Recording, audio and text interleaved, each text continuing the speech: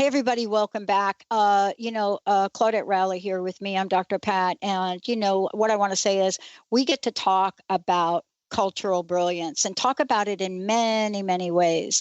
Claudette has created, designed, and implemented what cultural brilliance is and has a fabulous process that she uses to work with organizations. And throughout this radio series, you get to hear us talk a ton about what this means to organization and what's possible. And I just want to say, if you want to find out more, lots of information on the launch of Cultural Brilliance, you can go to culturalbrilliance.com. Claudette, decode your culture by listening. I just love the way that sounds. And yet, at some level, it sounds so important and so hard if we're not you. Right. Tell us about decode. I mean, that is a fascinating word to me. Tell us about what that means to you and why that's important for changing a culture. Absolutely. Yeah, it is. It is so important. So one of the things that I find in organizations, as I'm sure most of us do, is that listening is sometimes really hard. That there'll be some people who are good listeners, absolutely.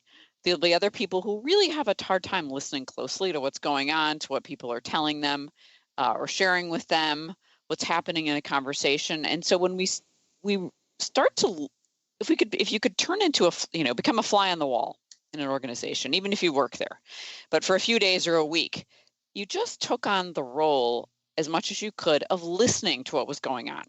Listening in meetings, listening to yourself in a conversation, listening to other conversations as appropriate, noticing how people interact with each other, noticing their body language, whatever you could notice, you'd probably start to either confirm some things about your culture that you already suspected, and you'd also probably notice and learn some things that maybe hadn't occurred to you before.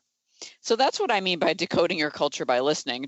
It could be listening and observing, but really becoming that neutral observer and listener and noticing what you might not have observed before. You'll learn a lot from doing it. Yeah. And let's talk about what listening is and what it isn't. I remember the 7 Habits, right? The book that came out where, Stephen Covey talked about literally redefine listening for us. But very few people are able to practice it in the world we live in. And I want to ask you about this too, because now we're living in the world, Claudette, of the digital age. Mm-hmm. It's hard to even describe it. So listening or decoding really takes on way more faces now than it ever did when Covey wrote that book. So can you help us understand what listening is and what listening is not?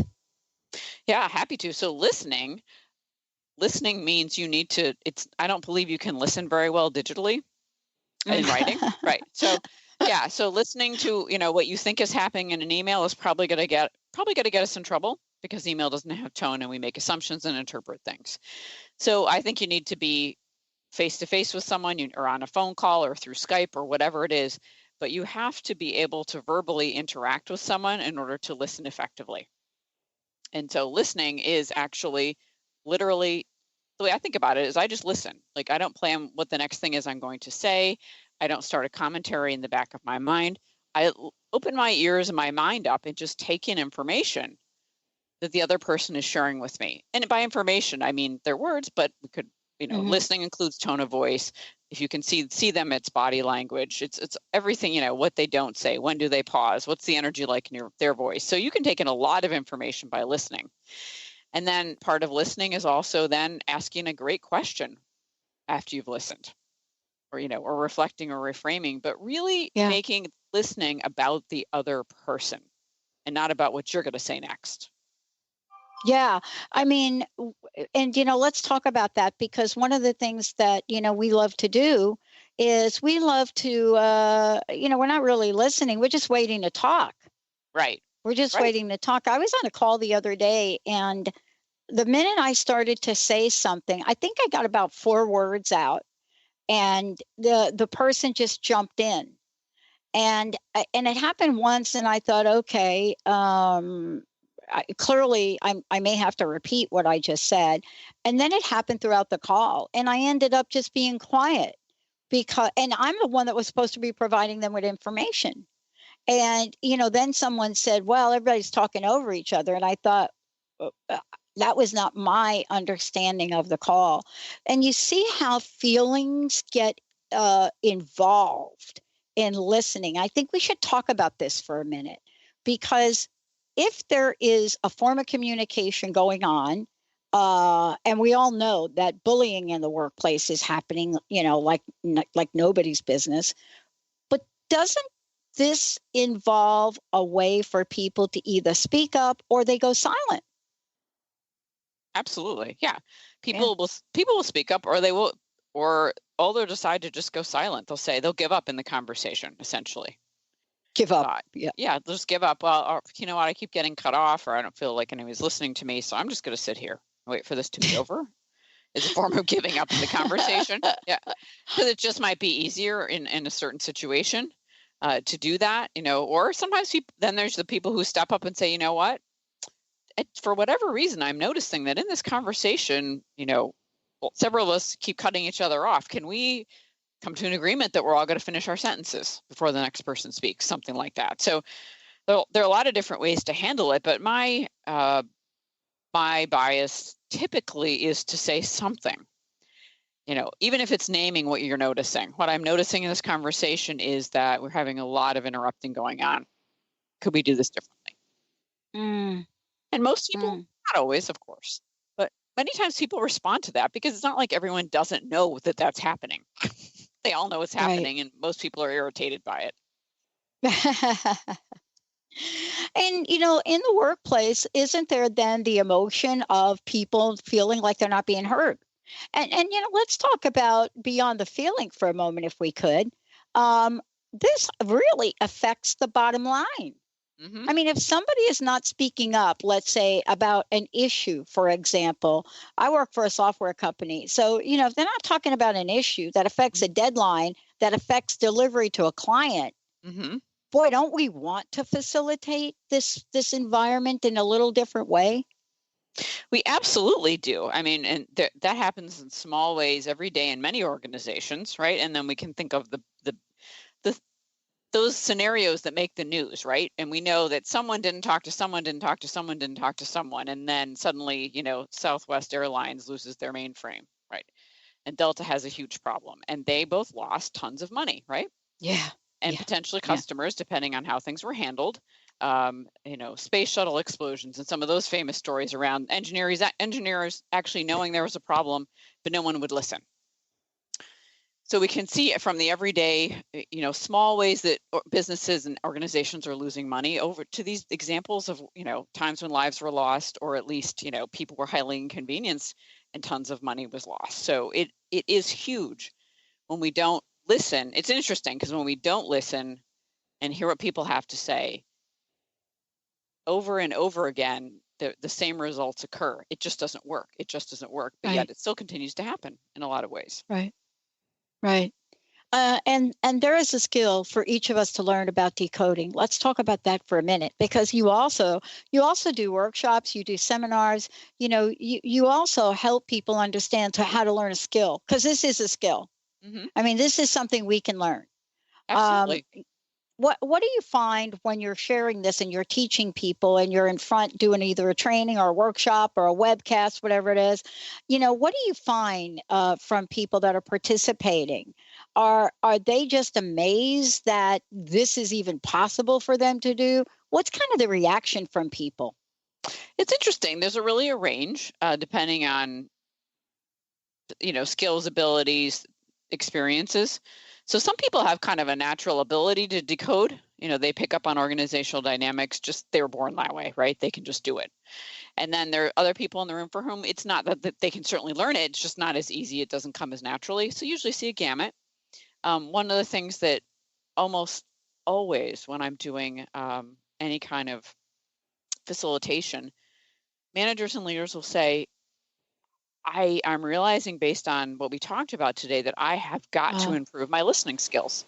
Uh-huh. that's pretty universal. I realize that I don't listen very well, and I'm missing a lot of information. I'm not engaging in dialogue with my direct reports or my teams very well. I'm being directive, and I'm really not listening. And so they're missing, and they start to understand how much information they're missing.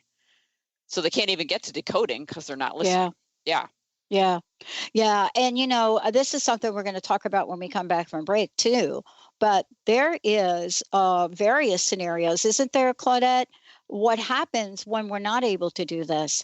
Everything from intergroup conflict to intragroup conflict, all of the above, conflict, this thing that could essentially rise up from not being able to do this. I'm sure you have more stories than most about how that facilitates, right? Absolutely. Maybe not more than most, but lots of stories. Yes. Yeah.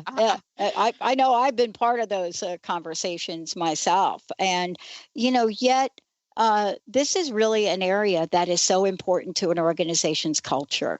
And we're going to take a short break. When we come back, Claudette's going to take us through what this means to have the role of mindset in conversation, and how does the role of mindset in conversation lead to defining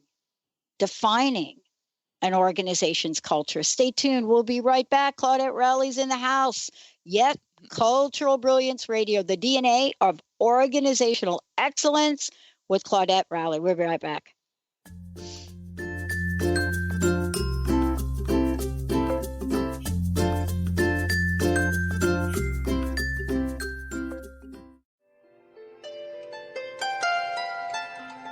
Would you like to experience life-transforming adventures in personal expansion and world service? If you do, tune in to learn about magical innate abilities that you can develop and use to make your dreams come true. Joy Elaine is author of the Joy Chronicles, and she's inviting you and millions of others to join her in working with galactic masters, angels, and the Ashtar Command as they assist humanity and planet Earth to achieve their ultimate destination of ascension. For more information about this upcoming event and broadcast, visit joyelaine.com. That's joy, ELAINE.com.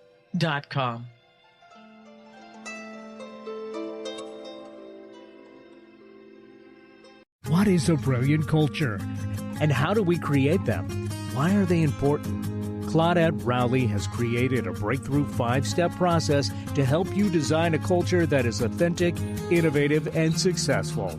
Learn how to create change with Cultural Brilliance Radio, the DNA of organizational excellence, and Claudette Rowley. To learn more or work with Claudette, visit ClaudetteRowley.com. Francine Vale is a being of light. She believes that all people of planet Earth are as well.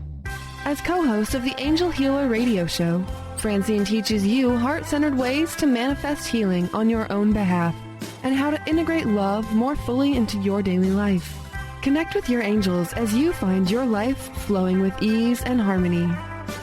Walk the path of light with Francine and Dr. Pat Basili every month on TransformationTalkRadio.com.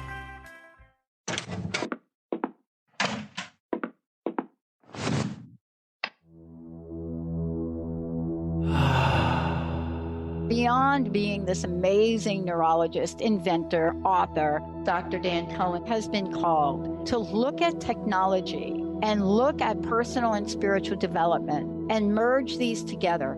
His technology uses the healing and psychospiritual effects of synchronized sounds, vibrations, electromagnetic fields, and how that interacts with us in our nervous system in what we're calling the Soltec chair. The Soltec Lounge induces profound levels of relaxation that transition over time into deep meditative states.